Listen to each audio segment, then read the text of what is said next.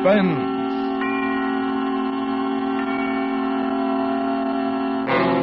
Autolite and its 96,000 dealers present Mr. Victor Mature in Momentum, a suspense play produced and edited by William Spears. Say, Hap. Yes, Harlow? This morning I was telling a cantankerous cartoon of a car it would run better with Autolite resistor spark plugs when it reared up on its differential and replied, "What do you think I'm waiting for?" A talking car. Well, every bright buggy knows that Autolite resistor spark plugs mean a smoother idle and better engine performance on leaner gas mixtures. Why, that's common knowledge among cars. Right, you are, Hap. Autolite resistor spark plugs have 200% longer electrode life.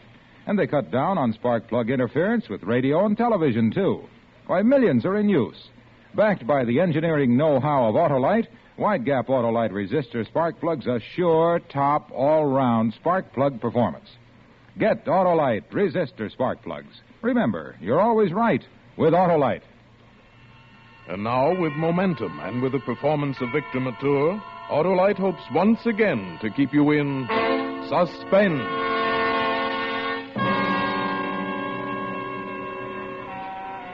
I look just like any other guy standing on a platform waiting for a train at night. The other people walking up and down here waiting for their train. They might look and they might not. Just a guy waiting for a train. Waiting to say goodbye to New York. They don't know I'm different. It's starting to snow. They think the way I'm clutching my coat collar together is because I'm cold. They don't know I've got a bullet in my neck. Yeah.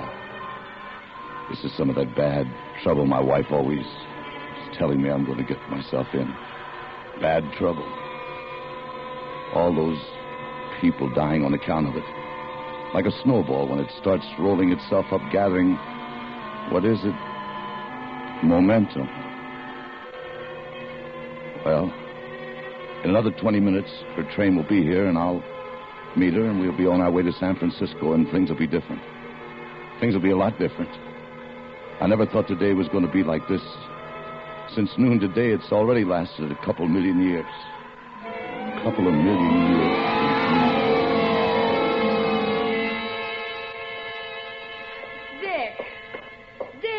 Dick, get up. What's the idea? Oh, Dick, get up. It's noon. 12 o'clock, and you haven't even gotten out of bed yet. What? 12 noon? Hey, you're going to be late for work. I'm home on my lunch hour. I thought you'd do something like this. Sleeping all day. I was up late last night. Shooting pool. All right. A guy's got to have some relaxation. I've been relaxing for 6 months. You haven't even tried to get a job. Oh, nuts.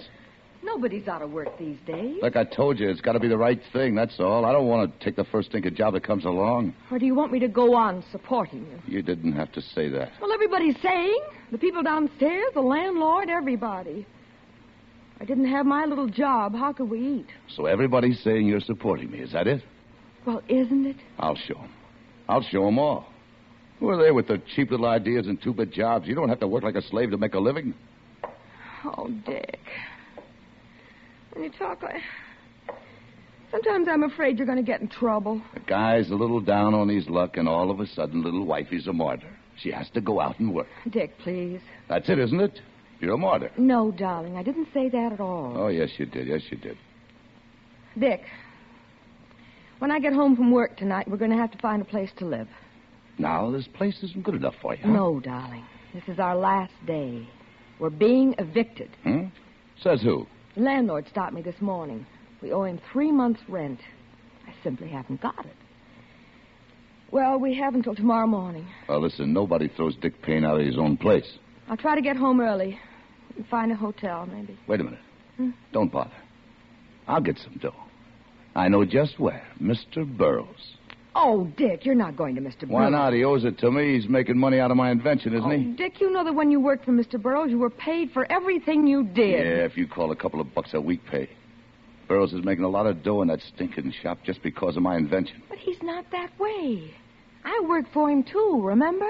Then you ought to know how he cheated me. Yeah, that's what he did. He cheated me. You know Mr. Burroughs isn't that kind of man. The firm isn't run that way. If you had anything Go coming... ahead, go ahead. That's right. Stick up for that shyster who robbed your own husband. I'm going over and see him today for a showdown. Oh, Dick, please don't go over there. Don't make any trouble. We need dough, don't we? We're being evicted, aren't we? Well, I'm going to show you a little action. I'm going out and get us some dough. You know Mr. Burroughs won't listen to anything so foolish. He'll listen to me, and he'll pay too plenty. Oh, darling, no. What are you crying about? Look, when I get that dough, you won't have to support me anymore. Cut it out. Go on back to work. I'm going to lie here a couple of minutes and figure this out. Go on, go on.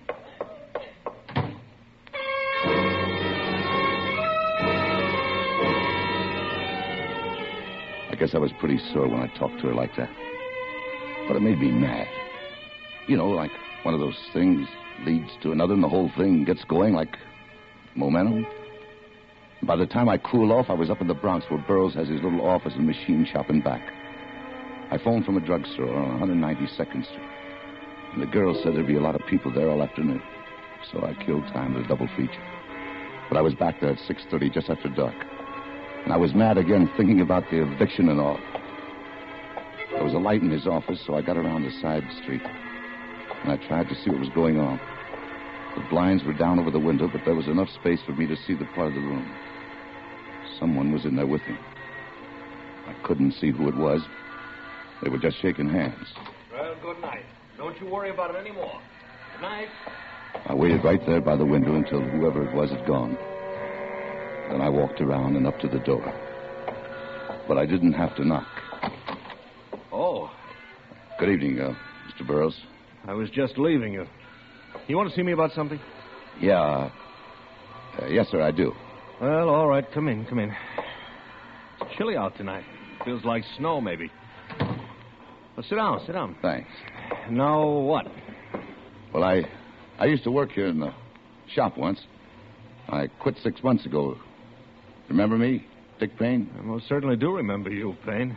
You married the best secretary I ever had. Yeah, Pauline, a wonderful girl. I think so. I'm sure you appreciate that. She's a very fine girl. Yeah, she's all right. How are things with you and Pauline? Good. Good. Want to come back to work, Payne? No, that isn't what I came to see you about. It's about that lug wrench you're still using in the shops, the one with the long side screw. Yeah, what about it? I invented it, Mr. Burroughs. Oh, really? I thought Tim Riley worked that out. Well, Tim worked on it, but it was me who figured out how to set that thumb screw. Hasn't the thumb screw always been set that way? Not high on the wrench, no. Oh, And I see. Since I figured it out while I was here, and since you're using it, well, I think I ought to be paid for it. I worked on it a long time. Payne, I just don't believe this, frankly. Tim Riley's been my foreman for 12 years. I know him pretty well. He'd have been the first to tell me if you'd contributed anything to perfecting that wrench. Well, he wanted all the credit himself. No, Payne. It's not a matter of credit or money or anything else. Now, look here, Mr. Look here, Burroughs. I'm not going to be cheated out of anything. Stop it, Payne. I'm not obligated to you in any way. Look, you're still using the wrench, aren't you? I don't want to argue with you, and I don't want to be bothered with you. If it weren't for Pauline and the respect I have for her, I wouldn't even listen to you.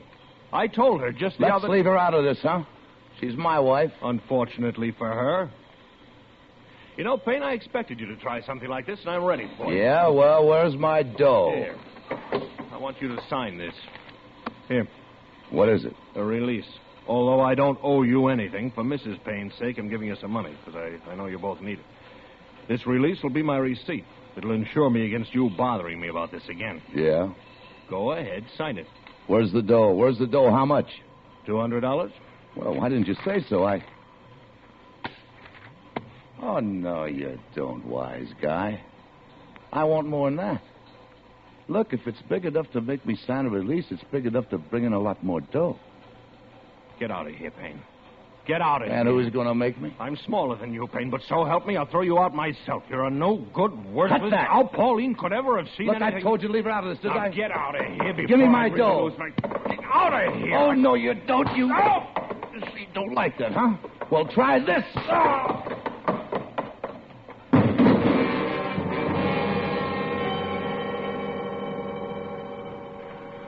All right, now.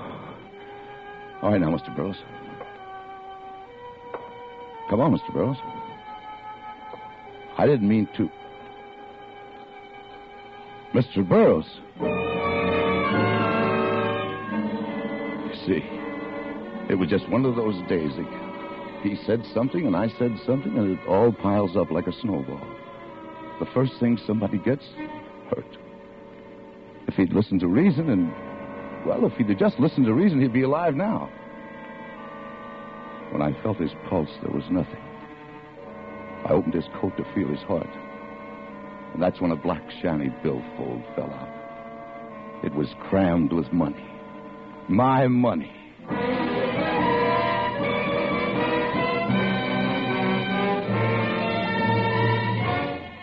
Autolite is bringing you Mr. Victor Mature in Momentum, tonight's production in radio's outstanding theater of thrills, Suspense.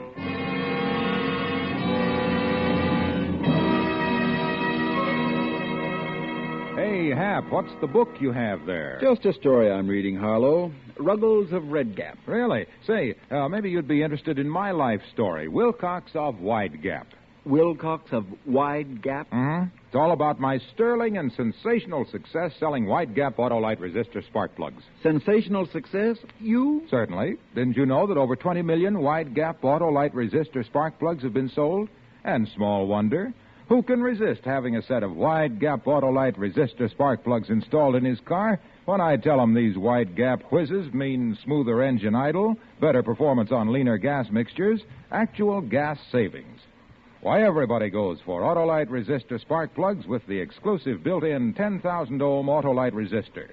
You get smoother, faster, easier starts in cold temperatures, 200% longer electrode life, reduced spark plug interference with radio and television reception.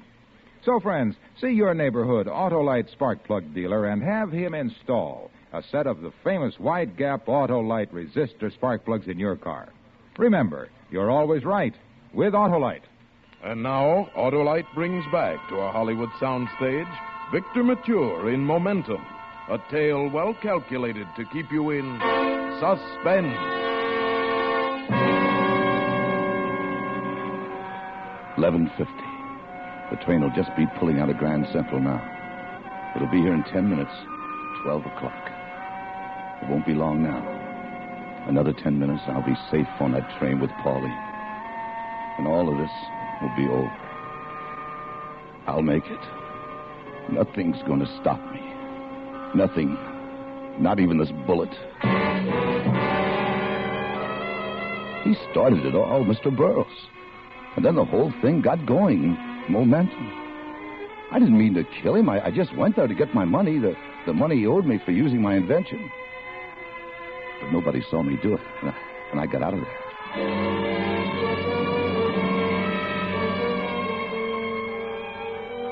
All I wanted to do was get home to Pauline. But first I had to stop somewhere and get a drink. I needed it bad. I found a little place on 3rd Avenue, 60-something. It was empty except for the bartender. Hello. Hello. Business is kind of slow tonight, huh? Big television shows don't start until 8. What'll it be? I'd like some whiskey. Just whiskey. Just whiskey, and whiskey it is, mister. Yeah. Chaser? No. Give me another one. Sure.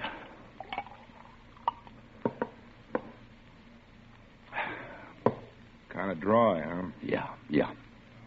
Another one? No. That's enough, thanks. That's $1.20. $1.20? Oh, that's no problem. Just take it out of... Oh. Something wrong, buddy? Oh, no. I changed my mind. Oh, what about? I think I'll have another drink. Yeah, give me another one. Only make it a double this time. Sure. Want to pay me for the other 2 first? I'll pay you when I'm finished. House rule. Huh? Every 2 drinks we always collect in this place. That way, in case anybody tries to run out on a tab, which they don't generally do, because I don't like things like that. We don't lose much if they make it. Just a minute. You don't think that Which I'm trying they don't generally do. Look, I'm not trying to beat you out of anything. I got money. Sure you have.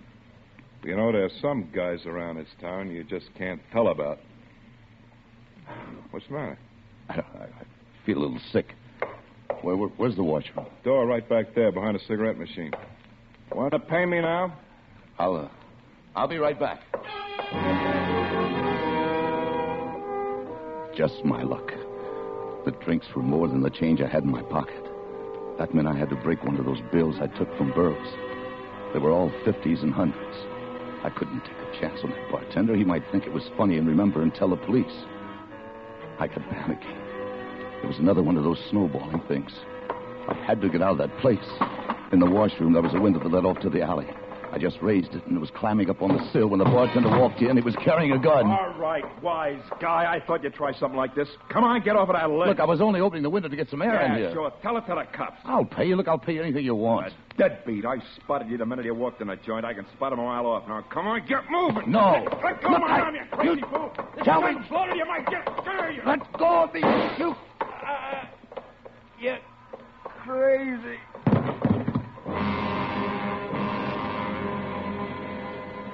I stood there with the gun in my hand. I didn't mean to hurt him either.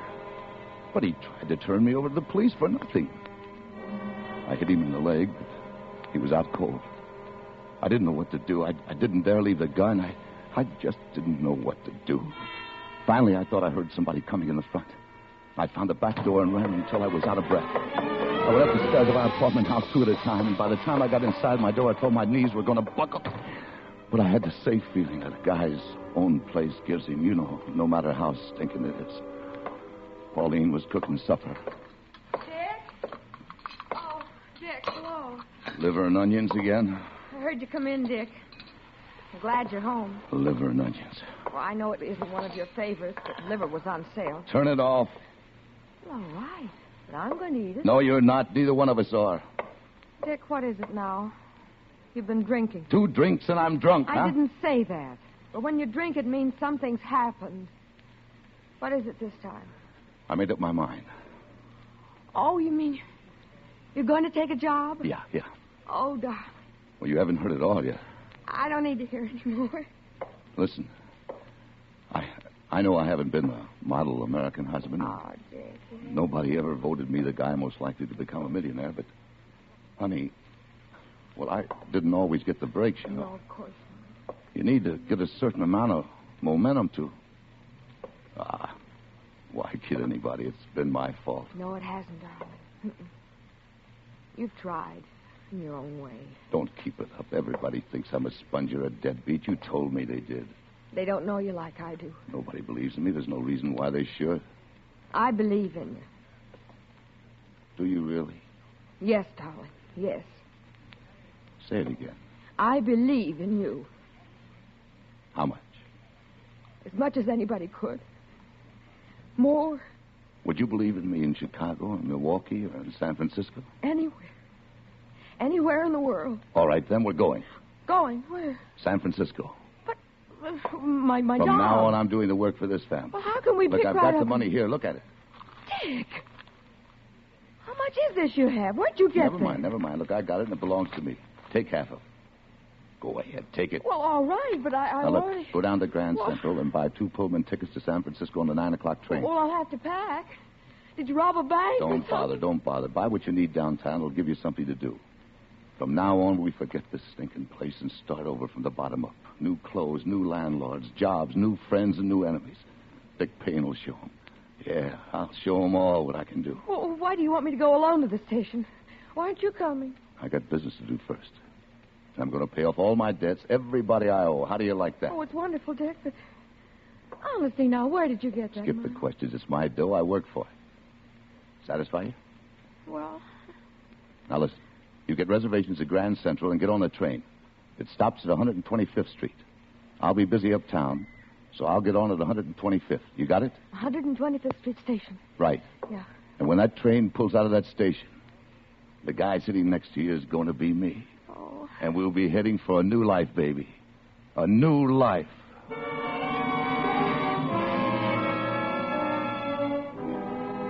If she knew what was really on my mind, she'd never have left. I couldn't risk hanging around 42nd Street, showing up at Grand Central with all its bright lights and its cops. I had to hide in some uptown dive where nobody'd find me and then sneak on the train to 125th Street. Well, they got only about 3 bulbs and no cops. I stood at the window and watched her cross the street. That's when I noticed this guy. A guy standing on the other side of the street looking up right at the apartment. Big, bulky, with policeman-type shoes. I jumped back from the window as he started to cross the street. I pulled my gun out to see if it was loaded. I heard him. I heard him coming up the stairs. There was nothing to do but wait for him.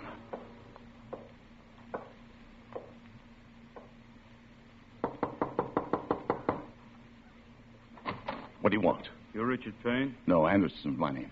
Isn't this apartment 12? Yeah, it is. I moved in this morning. Payne moved out yesterday. Oh, now, wait a minute. You fit the description I got until I find out better you're the man I want. Look, I tell you we that got this... a little business, you and I don't... I reached out and I jerked him off his feet to the roof. I knew they'd find me, but I didn't think it would be this quick.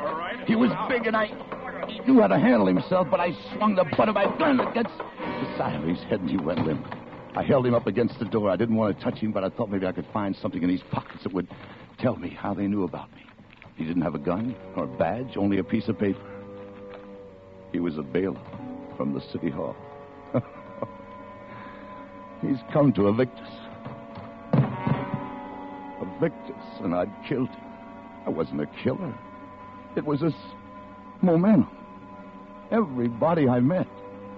3 people in 3 hours. Hello, Mr. Payne. Out of my way. What are you doing with a gun in your Out of my way. Go crazy. No, this place is a regular buckhouse. Why, Mr. Payne, what's the matter? Move that baby carriage. Get out of my way. Don't point that gun at me. Move it. Don't. I said move it.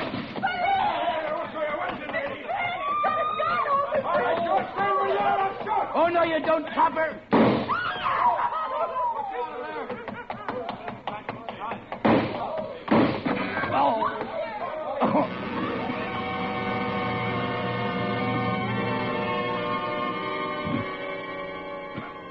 The second bullet hit me. Hit me somewhere in my back, up high. I don't know where exactly. The pain was everywhere at once, and for a moment everything stopped working. I grabbed the edge of a building and saw a long alley wavering in front of my eyes. It was a long, dark alley. There was a light at the other end.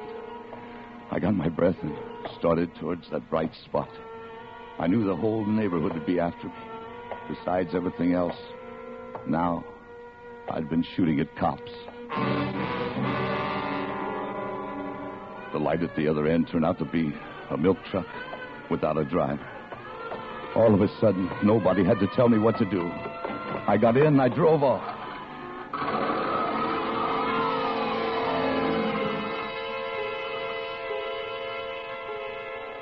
I left the truck somewhere on 127th Street or someplace, I don't know where, a block or 2 from here.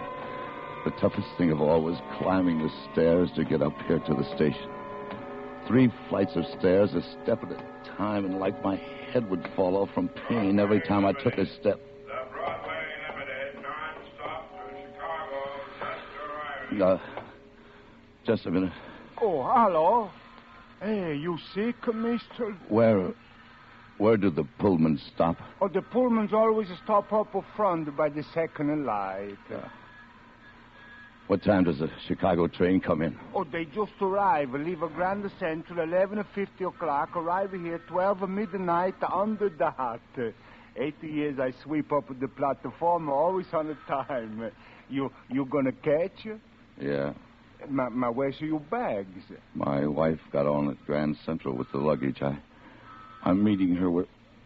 We're going places, boy. Oh, that's nice. So where you going? Chicago, Kansas City? As far as it'll take me, west. Oh, San Francisco. That's a nice town. When you get there, what are you going to do? I got a job there. That's good. Well, maybe someday I take a train to San Francisco. Now I got a job here, sweeping. Hey, listen. She just come out of the tunnel. It's on the time. Good. That's a pretty, huh? Good. Except when the train comes at night. When I work, it's always quiet up here. I used to brush the dirt off of the side. Down she goes, 45 feet down to the street where the dots belong. Mister, please move the foot so I sweep where you stand. Huh? Sure. Thanks a lot. I sweep just... Hey, what's this? Huh? Your nose don't bleed, but there's a fresh blood drip on the platform. Hey, what's your name? None of your business. Just a minute. More blood. I don't like this. Now I know why you don't tell me your name. You shame. Maybe you the same fellow shoot a policeman tonight. All right, turn around. Oh, you gotta go. Turn around, I said. Mister, what are you gonna do? Don't you worry. What do you think?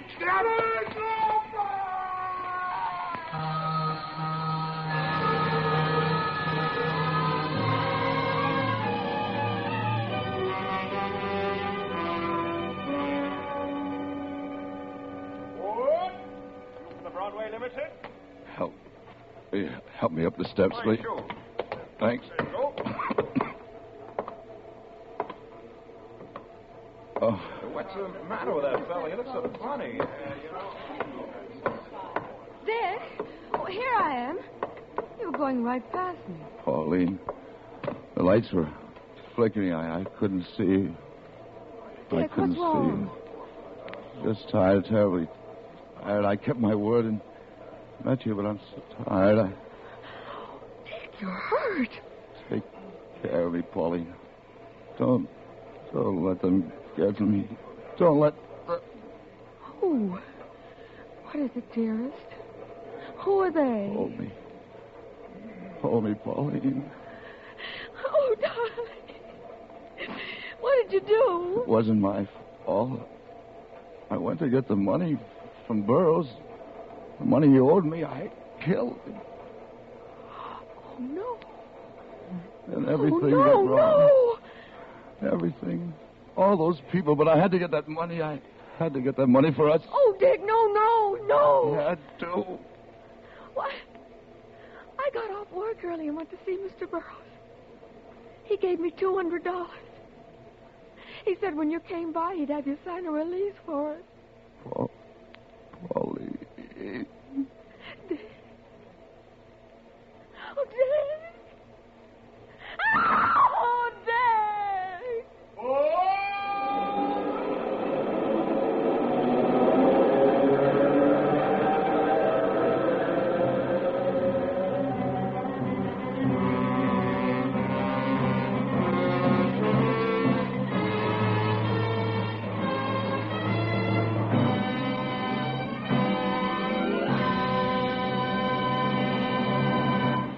Suspense, presented by Autolite. Tonight's star, Victor Mature.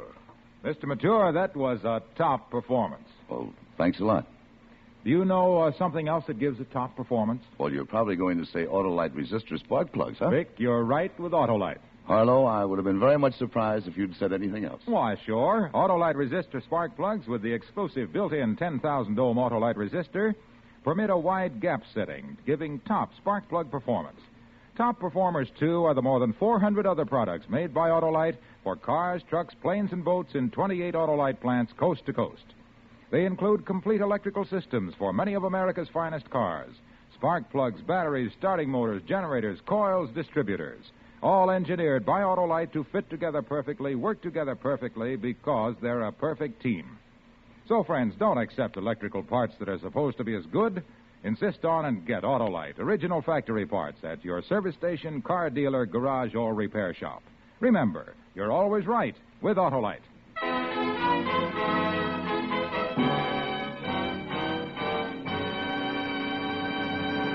Next Thursday for Suspense, Red Skelton will be our star. The play is called The Search for Isabel, and it is, as we say, A tale well calculated to keep you in suspense. Tonight's Suspense play was produced and edited by William Spear and directed by Norman MacDonald. Music for Suspense is composed by Lucien Morawek and conducted by Lud Gluskin. Momentum is a Cornell Woolrich story adapted for radio by E. Jack Newman. Victor Mature appeared through the courtesy of 20th Century Fox, producers of the Technicolor production, Oh, You Beautiful Doll. In the coming weeks, you will hear such stars as Van Heflin, Lucille Ball, and Desi Arnaz. By the way, Lorene Tuttle tonight was Pauline. And now, don't forget, next Thursday, same time, Autolite will present Suspense, starring Red Skelton.